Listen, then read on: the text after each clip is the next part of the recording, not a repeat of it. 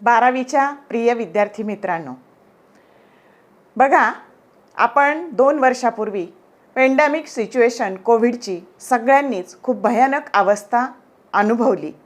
खूप आपले सगळे सोयरे, खूप जवळचे नातेवाईक आपल्याला सोडून गेले आणि ह्या सगळ्यात डॉक्टरांनी खूप मोलाचं काम केलं. पण जर औषधं, इंजेक्शनं ह्या गोष्टीच नसत्या तर डॉक्टरसुद्धा परिस्थितीपुढे हातबल झाले असते, हे निश्चित. बरोबर की नाही?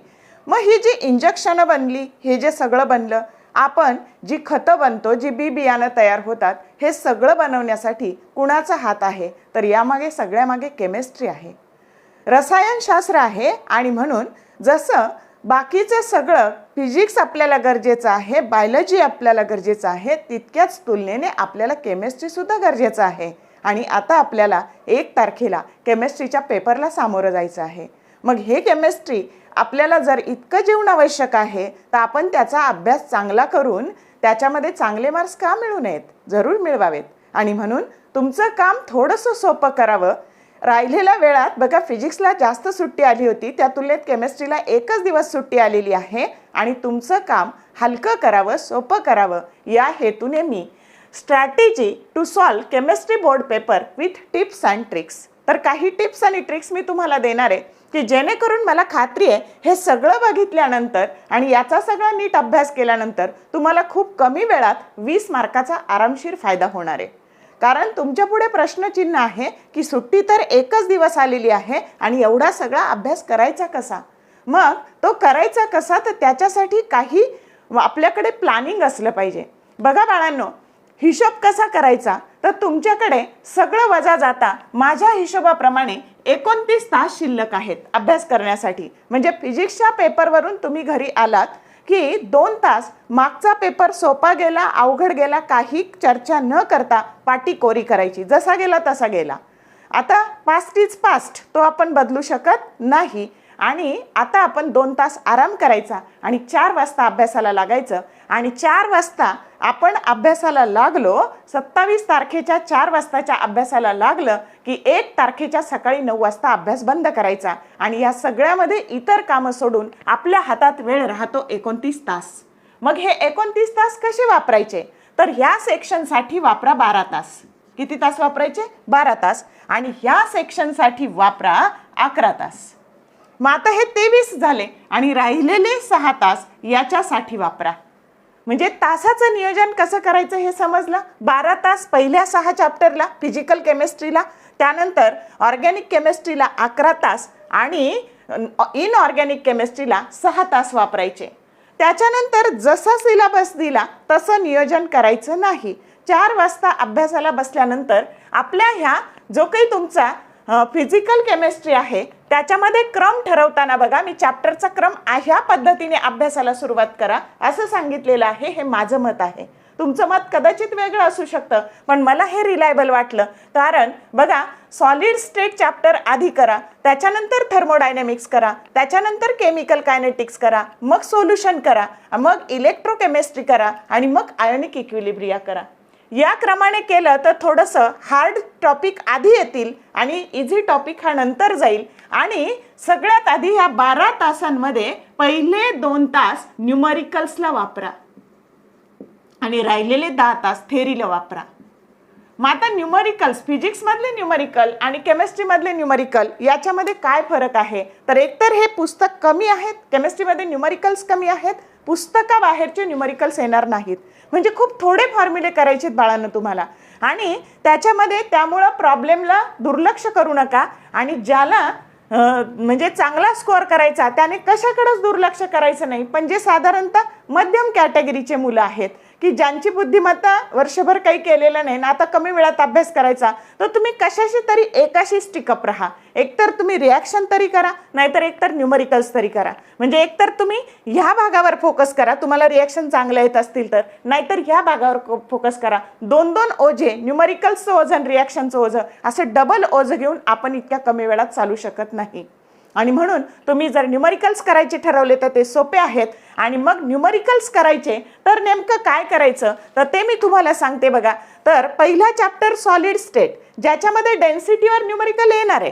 त्याच्यानंतर सोल्युशन चॅप्टरवर मोलर मास, ऑस्मॅटिक प्रेशर आणि नंबर ऑफ मोल्सवर न्यूमरिकल येणार आहे. आयोनिक इक्विलिब्रियामध्ये pH, pOH, degree of dissociation, buffer solution, Henderson equation त्याच्यावर पीएचचं न्यूमरिकल आणि सोल्युबिलिटी याच्यावर न्यूमरिकल येणार आहे.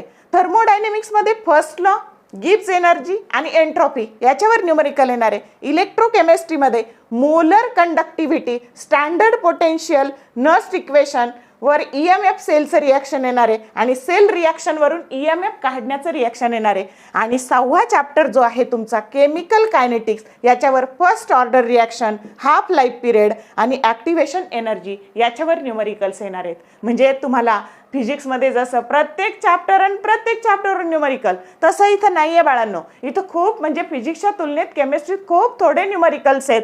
आणि या पद्धतीने म्हणजे तुम्ही एवढं लिमिटेड 2 तासात न्यूमरिकल्स केले की तुमचं काम खूप सोपं होणार आहे.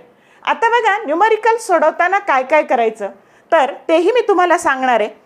आणि मग आता आपण हा सिक्वेन्स ठरला बघा. पहिले फिजिकल केमिस्ट्रीचे आपण 12 तास अभ्यासात 2 तास न्यूमरिकल्सला दिले, 10 तास थेअरीला दिले. याच्यात तुम्ही प्लस मायनस कसंही करू शकता तुमच्या कपॅसिटीनुसार. सगळ्यात आधी सोपे सोपे प्रश्न करा. म्हणजे अभ्यास करताना बघा तुम्ही डेफिनेशन सगळ्या करा, डायग्राम करा. आता डायग्राम कोणत्या करायच्या तर इलेक्ट्रोकेमिस्ट्री चॅप्टरमधल्या ह्या 4 diagram, standard hydrogen electrode, dry cell, lead storage battery आणि सेल डायग्राम, या 4 मधली एक फिगर ही येणारच आहे बाळांनो. त्याच्यामुळं डायग्राम चांगल्या करा, सगळे डिफरन्सेस करा, सगळे लॉ करा, सगळे डेरिव्हेशन्स करा, न्यूमरिकल्स करा आणि रिॲक्शन करा. आता बघा डेफिनेशन 10 ते 12 मार्काला डेफिनेशन्स येणार आहे. त्याच्यानंतर 14 ते 15 मार्काला डेरिव्हेशन्स येणार आहे. 12 ते 14 मार्कापर्यंत न्यूमरिकल्स येणार आहे आणि 12 ते 13 मार्काला रिॲक्शन येणार आहे. आणि बघा या पद्धतीने अभ्यास केला. डिफरन्समध्ये फक्त 2 पॉईंट लिहायचे, हे मी तुम्हाला पहिल्यापासून सांगत आलेले आहे.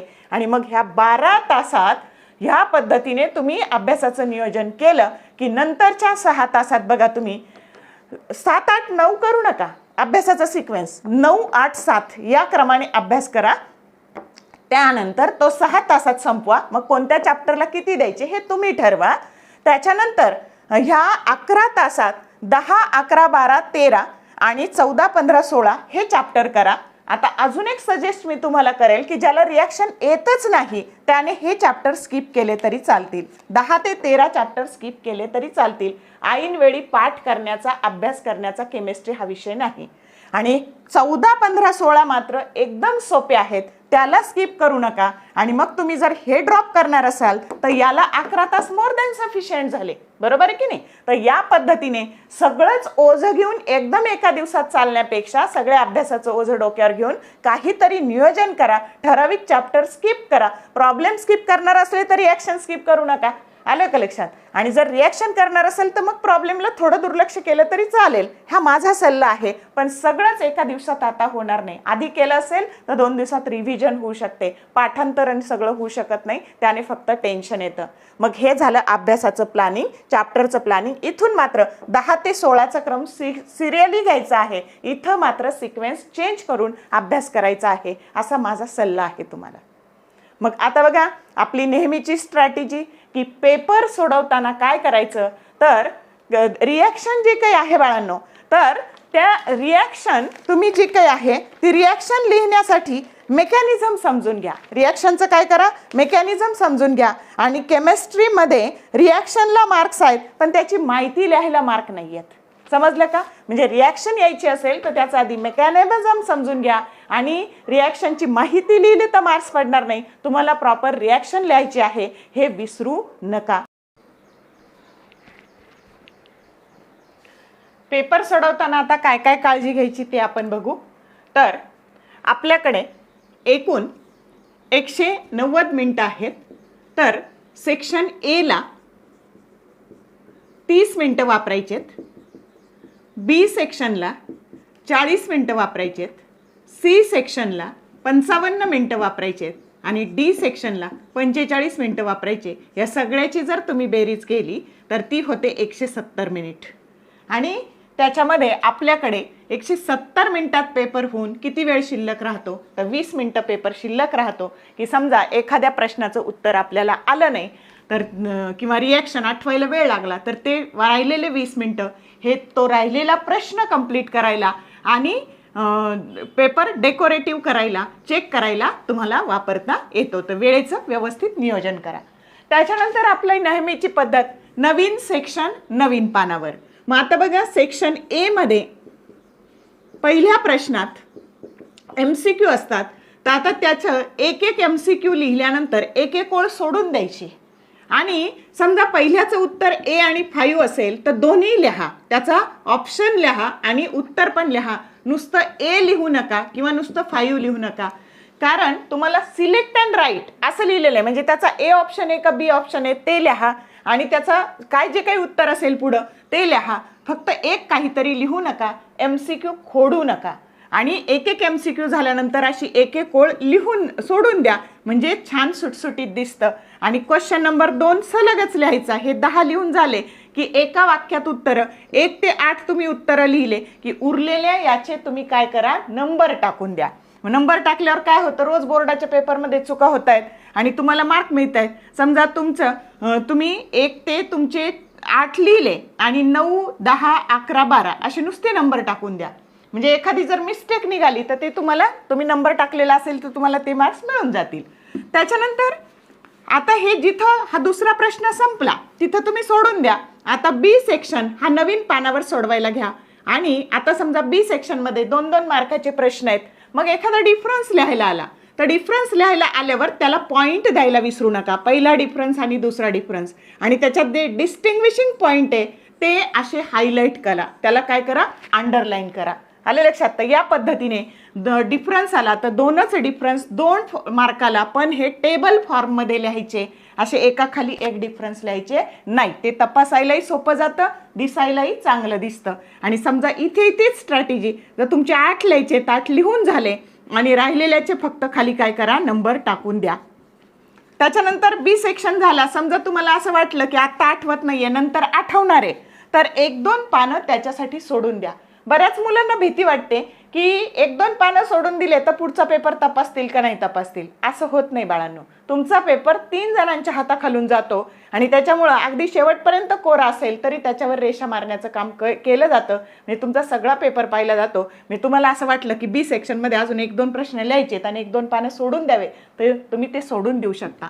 मग सी प्रश्न 3 मार्काचा आहे बघा. त्याच्यात पण 8 लिहायचेत आणि उरलेले 3 त्याचे नुसते नंबर टाकून द्या. आणि 3 मार्काचे प्रश्न आहे, म्हणजे तिथे एखादं न्यूमरिकल्स आलं तर न्यूमरिकल्सचा व्यवस्थित डाटा लिहा, त्याच्यानंतर फॉर्म्युला लिहा. आणि समजा आन्सर आलं, वर्कडन काढायला आलं आणि ते आलं तुमचं वर्कडन आलं -100 जूल, तर या पद्धतीने लिहिल्यानंतर त्याला असा बॉक्स करा, त्याच्या पुढे आन्सर लिहा आणि जे काही लॉगचं कॅल्क्युलेशन असेल तर ते इथं शेजारीच करा, जेणेकरून पेज टर्न करण्यामध्ये तुमचा वेळ जाणार नाही. त्याच्यानंतर याला फक्त सिम्बॉल द्या. तुम्ही जूल शब्द असाही लिहू शकता आणि असाही लिहू शकता. तर असा नाही लिहायचा, एवढे 4 शब्द लिहायचा, वेळ वाचणार आहे. अगदी बारीक बारीक ठिकाणी वेळ वाचून स्मार्ट वर्क करायचं आहे आपल्याला. आले लक्षात. तर या पद्धतीने आपल्याला याचं झालं. कशाबद्दल झालं तर न्यूमरिकल्सबद्दल झालं. म्हणजे एखादी डायग्रॅम काढायला आली तर डायग्रॅम छान काढा, एकाच साईडने असं व्यवस्थित लेबलिंग करा आणि पेपर सिस्टमॅटिक आकर्षक बनवा. त्याच्यानंतर अक्षर खराब असू दे पण सिस्टमॅटिक खाडाखोड केली नाही, छान लिहिलं तर पेपर अट्रॅक्टिव्ह दिसतो, एक्झामिनरवर छान इम्प्रेशन पडतं आणि आपल्याला मार्क्ससुद्धा चांगले मिळतात. आणि डी सेक्शन परत नवीन पानावर सोडवायला घ्या. सी नंतर वाटलं की एखादं लिहायची इच्छा झाली तर सी सेक्शन नंतर एखादं पान सोडून द्या. खूपही रिकामे सोडू नका, पण एखाद दुसरं सोडून द्या आणि डी सेक्शन सोडवायला घ्या. त्याच्यानंतर जर डिस्क्रिप्टिव्ह प्रश्न असेल तर निबंधासारखा सगळा सलग लिहू नका, एकाखाली एक पॉईंट्स लिहून व्यवस्थित लिहा. त्याच्यानंतर तिथे पण महत्त्वाचे शब्द असतात की जे त्याला हायलाईट करा. म्हणजे समजा काही चुकलं तर त्याला असं पार असं खोडू नका, एक्झामिनरच्या लक्षात आणून देऊ नका. फक्त त्याला काही चुकलं एखादा वर्ड तर त्याला नुसती अशी सिंपल रेष ओढा आणि पुढे जा आणि महत्त्वाच्या शब्दाखाली अंडरलाईन करा. पेपर फक्त काळ्या किंवा निळ्या शाईने सोडवा. त्याच्यानंतर तुम्ही हे वापरू नका, व्हाईटनर वापरू नका, स्टेपलर वापरू नका. आणि आता आपण बाकीच्या टिप्स आणि ट्रिक्स पाहायला सुरुवात करू. तर या पद्धतीने हे सगळ्या झाल्या पेपर सोडवताना घ्यायच्या काळजी. तर ह्या सगळ्या काळजी घ्या. ओके.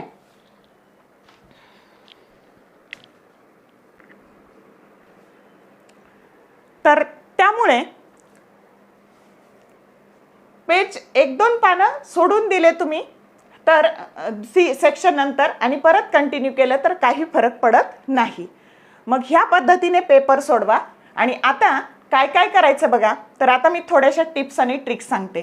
तर आता केमिकल थर्मोडायनेमिक्स जो काही तुमचा चॅप्टर आहे त्याच्यामध्ये जे वर्क डन आहे, फिजिक्समध्ये वर्क डन जेव्हा एक्सपान्शन होत होतं तेव्हा वर्क डन हे पॉझिटिव्ह येत होतं. केमिस्ट्रीमध्ये वर्क डन हे एक्सपान्शन झालं की ते निगेटिव्ह येणार आहे.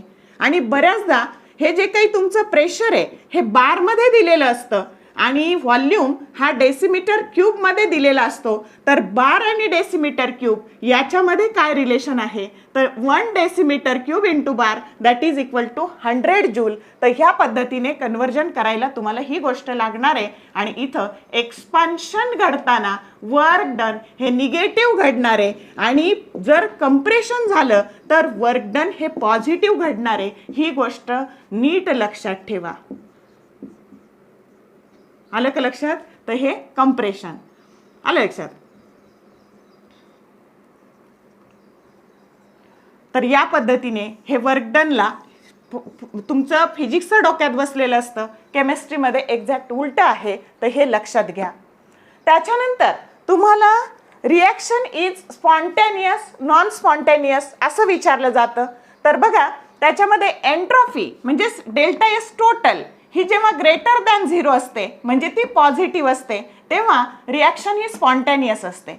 जेव्हा डेल्टा एस म्हणजेच एंट्रोफी ही लेस दॅन 0 म्हणजे निगेटिव्ह असते. बघा ही पॉझिटिव्ह आणि ही निगेटिव्ह. ग्रेटर दॅन 0 म्हणजे पॉझिटिव्ह दिलेली असते आणि लेस दॅन 0 म्हणजे निगेटिव्ह दिलेली असते. तेव्हा रिॲक्शन कशी असते नॉन स्पॉन्टेनियस असते. आणि जेव्हा change in entropy delta S म्हणजे चेंज इन एंट्रॉफी ही 0 असते तेव्हा सिस्टीम ही इक्विलिब्रियममध्ये असते. त्याच्यानंतर जर एंट्रॉफी वाढत असेल तर चेंज इन एंट्रॉफी हे पॉझिटिव्ह येतं. चेंज इन एंट्रॉफी डिक्रीज होत असेल तर चेंज इन एंट्रॉफी हे निगेटिव्ह येतं. म्हणजे हे पॉझिटिव्ह म्हणजे ते वाढतंय आणि निगेटिव्ह म्हणजे कमी होतंय. तर हे साइन कन्व्हेन्शन वापरायला विसरायचं नाही. परत रिॲक्शन स्पॉन्टेनियस नॉन स्पॉन्टेनियस ओळखायची. आणि तुम्हाला जर गिब्स एनर्जीची व्हॅल्यू दिली असेल, समजा Gibbs energy delta S that is equal to delta G that is equal to negative दिली असेल, ती समजा ती निगेटिव्हमध्ये दिली तर तुमची रिॲक्शन काय बघा. तर याच्या एक्झॅक्ट अपोजिट घ्यायचं. डेल्टा जी जर निगेटिव्ह आलं तर रिॲक्शन ही स्पॉन्टेनियस असते आणि डेल्टा जी जर पॉझिटिव्ह आलं तर म्हणजे ग्रेटर दॅन 0 आलं बघा हे पॉझिटिव्ह आणि हे निगेटिव्ह एक्झॅक्टली एंट्रोफीच्या विरुद्ध घ्यायचं. त्यावेळेस म्हणजे G is greater delta G change in Gibbs energy is positive or greater than 0 reaction is non spontaneous. and when change in Gibbs energy that is less than 0 at that time reaction that is value is negative and reaction is spontaneous. आणि हे जर 0 आलं change in Gibbs energy जर 0 आलं तर तुमची हे काय आहे तर सिस्टीम ही इक्विलिब्रियममध्ये आहे. त्याच्यानंतर बऱ्याचदा एक्झोथर्मिक आणि एंडोथर्मिक हे ओळखायला येतं रिॲक्शन.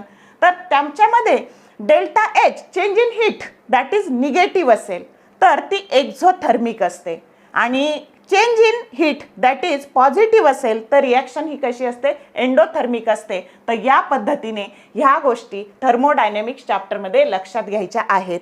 त्याच्यानंतर अजून एक फरक कायम येतो तुम्हाला extensive variable and intensive variable. आता फिजिक्समध्ये हे शिकलेलो आहे आपण, फक्त आपल्याला तो केमिस्ट्रीत शिकायचा आहे. तर शॉर्टकट काय बघा एक्सटेन्सिव्ह व्हेरिएबल.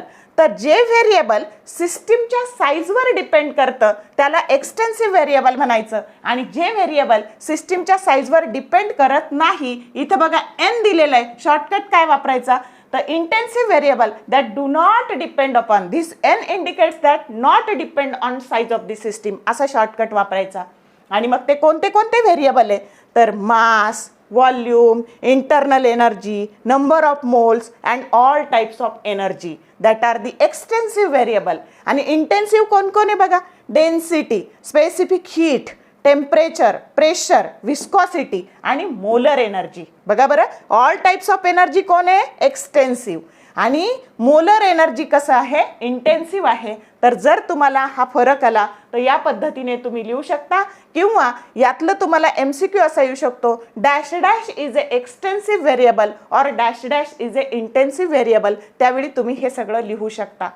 त्याच्यानंतर तुमचा 16-17 नंबर जो काही तुमचा चॅप्टर होता की एलिमेंट्स, जो काही होता 16-17-18 ग्रुपचा जो चॅप्टर होता, त्याच्यामध्ये ह्या टेबलमध्ये काय असतं तर उभे ते ग्रुप्स असतात. बघा, ह्या डायरेक्शनने उभे ते ग्रुप्स असतात आणि हॉरिझॉन्टल हे पिरियड्स असतात.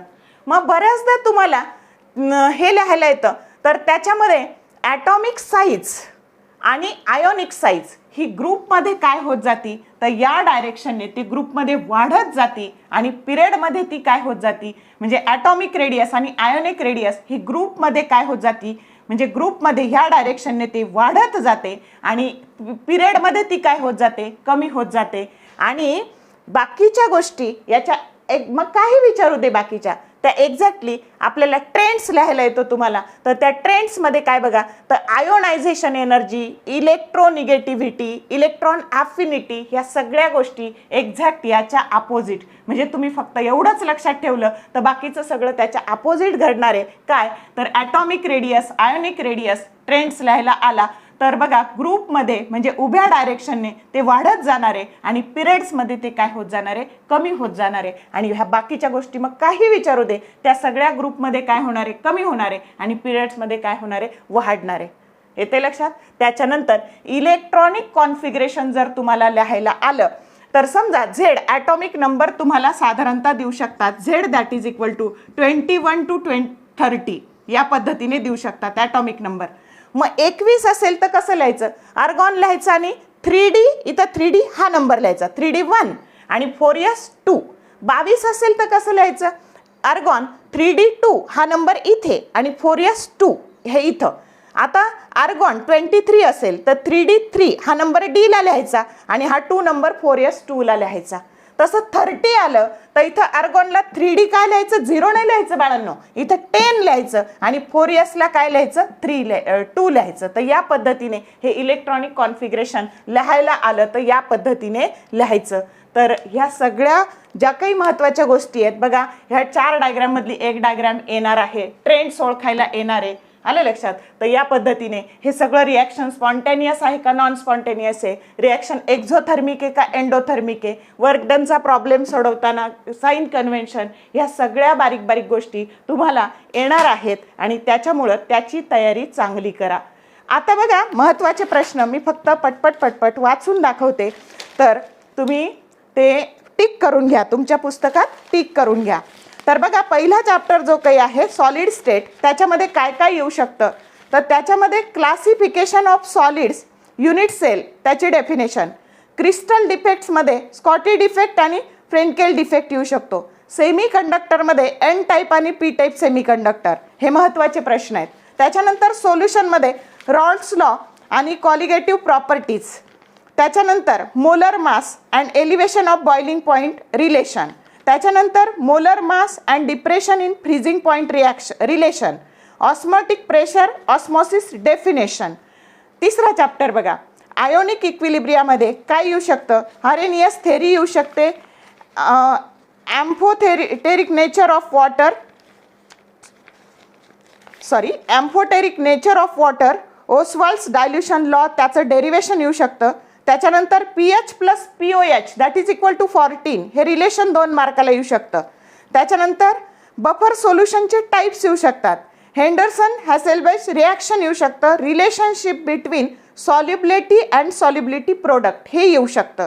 त्याच्यानंतर कॉमन आयन इफेक्ट डेफिनेशन्स येऊ शकतात, केमिकल थर्मोडायनॅमिक्सच्या प्रॉपर्टीज ऑफ सिस्टीम जे मी आत्ता सांगितलं, एक्सटेन्सिव्ह आणि इंटेन्सिव्हचे एक्झाम्पल्स तुम्हाला येऊ शकतात. त्याच्यानंतर first law thermodynamics, isothermal process, adiabatic process, isochoric process, relation between delta H and delta U for chemical reaction. त्याच्यानंतर एन्थाल्पी ऑफ वेपोरायझेशनची definition, enthalpy of fusion, enthalpy of chemical reaction, Hess law, of constant heat summation, entropy and spontaneity. हे सगळ्यावर 2-2 मार्काचे छोटे प्रश्न येऊ शकतात. इलेक्ट्रोकेमिस्ट्रीमध्ये बघा, difference between electrolytic and electrochemical cell, relation between conductivity and molar conductivity, salt bridges and its function, stand आणि बाकीच्या तर ह्या डायग्राम तर सांगितलेल्याच आहेत. त्याच्यानंतर केमिकल कायनेटिक्समध्ये order and molecularity, integrated rate law for first order reaction, half life and rate constant of first order reaction derivation येऊ शकतं. आणि डेफिनेशनमध्ये हाफ लाईफ पिरियडची डेफिनेशन येऊ शकते, सुडो फर्स्ट ऑर्डर रिॲक्शन येऊ शकते, effect of catalyst on rate of reaction येऊ शकतं. तर हे झालं पहिल्या 6 चॅप्टरचे महत्त्वाचे प्रश्न. आता बघा 3 मार्काला तुम्हाला 7व्या चॅप्टरमध्ये काय काय येऊ शकतं. तर एलिमेंट्स ऑफ ग्रुप 16, 17, 18 तुमचा 7वा चॅप्टर. तर त्याचं इलेक्ट्रॉनिक कॉन्फिगरेशन येऊ शकतं. त्याच्यानंतर ट्रेंड्स येऊ शकतो, जो मी तुम्हाला सांगितलं आहे, trends of different periodic properties in group and in periods. त्यांच्यानंतर ॲलोट्रॉफी येऊ शकतं. त्यानंतर oxy acids and sulphur and halogen, bleaching property of chlorine येऊ शकते. इंटर हॅलोजन कंपाऊंड्स डेफिनेशन येऊ शकते. त्याच्यानंतर अँड एक्सपेरिमेंट देअर कॅरेक्टरिस्टिक्स येऊ शकते. त्याच्यानंतर स्ट्रक्चर ऑफ, बघा structure of ClF3, BrF5, BrF3 यांचं स्ट्रक्चर येऊ शकतं. आणि युजेस ऑफ नोबल गॅसेस येऊ शकतात. हे सगळे IMP क्वेश्चन्स आहेत. त्याच्यानंतर तुमचा 8वा चॅप्टर बघा, transition and inner transition elements.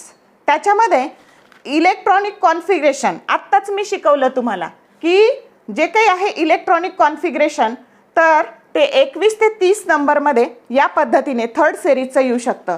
त्याच्यानंतर मॅग्नेटिक मुवमेंटचा प्रॉब्लेम येऊ शकतो. Colour of transition element give reason. त्याच्यानंतर inertial compound definition, alloy type येऊ शकतात तुम्हाला. त्याच्यानंतर F block elements, electronic configuration and definition या पद्धतीने. त्याच्यानंतर lanthanoid contraction definition, its causes and effects, difference between lanthanoids and actinoids, हा डिफरन्स येऊ शकतो. त्याच्यानंतर coordination compounds, ligand and types of ligands हे येऊ शकतं. कोऑर्डिनेशन नंबर डेफिनेशन येऊ शकते. Types of complexes, nomenclature and coordination compounds, types of isomerism. Anyone will ask. Linkage isomerism, ionisation isomerism, coordination isomerism. त्याच्यानंतर सॉल्वेट आयसोमर्स हे सगळं येऊ शकतं. त्याच्यानंतर हॅलोजन डेरिव्हेटिव्ह चॅप्टर 10 नंबरचा चॅप्टर. त्याच्यामध्ये alkyl halide and its classification, preparation from alcohol, Lucas reagent. त्याच्यानंतर name reactions. त्याच्यानंतर SN1 आणि SN2 मेकॅनिझम येऊ शकते. त्याच्यानंतर जो 2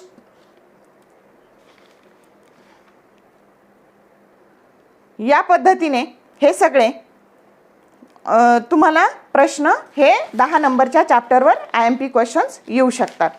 त्याच्यानंतर मी 11 ते 16 हे तुम्हाला करायला लावलेले आहेत, तर ते तुमच्या पद्धतीने करा. त्याच्यानंतर तुम्हाला 14, 15 आणि 16चे प्रश्न सांगते बघा. 14 बायोमॉलिक्युल्स. त्याच्यानंतर preparation of glucose, classification of carbohydrates. त्याच्यानंतर प्रोटीन्स क्लासिफिकेशन. त्याच्यानंतर ग्लोब्युलर अँड फायब्रस प्रोटीन. त्याच्यानंतर protein peptide bond formation, enzyme definitions. हे 14 चॅप्टरमध्ये महत्त्वाचे प्रश्न आहेत. 15मध्ये काय बघा, polymer chemistry, classification, elastomer, fibre, thermosetting, thermoplastic polymers, nylon 6, nylon 6, polyester preparation, LDP, HDP uses. त्याच्यानंतर Ziegler Natta catalysts, Teflon, PAN preparation, biodegradable polymers definition. त्याच्यानंतर Bakelite, monomers and its uses. आणि ग्रीन केमिस्ट्रीमध्ये 16व्या चॅप्टरमध्ये definition of green chemistry, atom economy and formula, principles of green chemistry. Nanomaterial, nanotechnology, advantage and disadvantage. तर एवढे महत्त्वाचे प्रश्न, याची preparation चांगली करा. तर या पद्धतीने मी आमच्या कॉलेजच्या जाधव मॅडम, तुरकणे सर, ब्राह्मणे सर आणि पूर्ण केमिस्ट्रीचं पूर्ण डिपार्टमेंट, लिफ्टे सर या सगळ्यांची मदत घेऊन हा व्हिडिओ बनवण्याचा प्रयत्न केलेला आहे की जेणेकरून तुम्हाला केमिस्ट्रीचा पेपर सोपा जावा. तर मला खात्री आहे की याचा उपयोग करून तुम्ही तुमचा पेपर छान लिहाल. तुम्हाला व्हिडिओला आवडला असेल तर जरूर लाईक करा. त्याच्यानंतर बेल आयकॉन प्रेस करा जेणेकरून तुम्हाला पुढच्या व्हिडिओची नोटिफिकेशन्स येत जातील. पुढचे पेपर पण सांगणार आहे, बायो, मॅथ्स, जॉग्रफी सगळे पेपर कसे सोडवायचे याची स्ट्रॅटेजी याच पद्धतीने सांगितली जाणार आहे. त्याच्यानंतर चॅनलला सबस्क्राईब करा, कमेंट टाकायला विसरू नका आणि तुम्हाला परीक्षेसाठी खूप साऱ्या शुभेच्छा. जरी एक दिवस सुट्टी आली असेल तरी त्याचा चांगला उपयोग करा. वेळ वाया घालू नका, गेलेली वेळ परत येत नाही. जेणेकरून आपला स्कोअर म्हणजे आपलं इलिजिबल होण्यासाठी आपल्याला कमीत कमी केमिस्ट्रीमध्ये 50 मार्क मिळवायचे आहेत आणि त्याच्यासाठी ही स्ट्रॅटेजी वापरून जास्तीत जास्त मार्क मिळवण्याचा प्रयत्न करा. All the best from the bottom of the heart. Thank you very much.